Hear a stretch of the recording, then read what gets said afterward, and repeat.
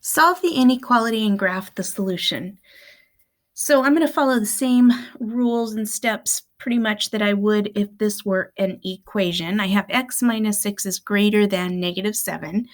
So the first thing I'm going to do is reverse my subtraction by adding the opposite. So I'm going to rewrite this as x plus negative 6 is greater than negative 7.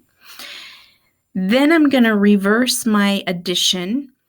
So I am adding a negative 6, so I'm going to subtract a negative 6 from both sides.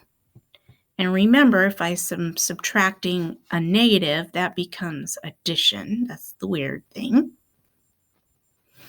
So then I am left with x is greater than, now I have negative 7 plus 6. I have more negatives, so my answer is negative, and I have one more. Now I'm going to graph this. So I need to say that all the numbers in the universe that are greater than negative 1 would be true in this inequality. So I draw a graph like that.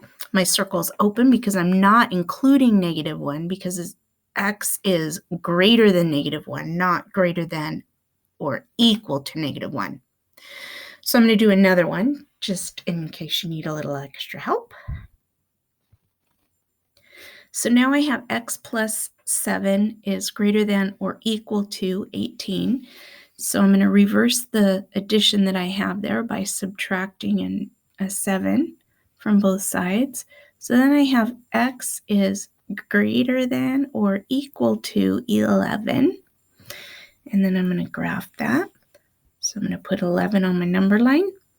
And I'm going to say all the numbers that are greater than 11 or equal to, so I have to fill in my circle, and that shows that it's equal to as well. So x is greater than or equal to 11. That means that x could be the number 11, and then that would be true because 11 is greater than or equal to 11. Hope that helps.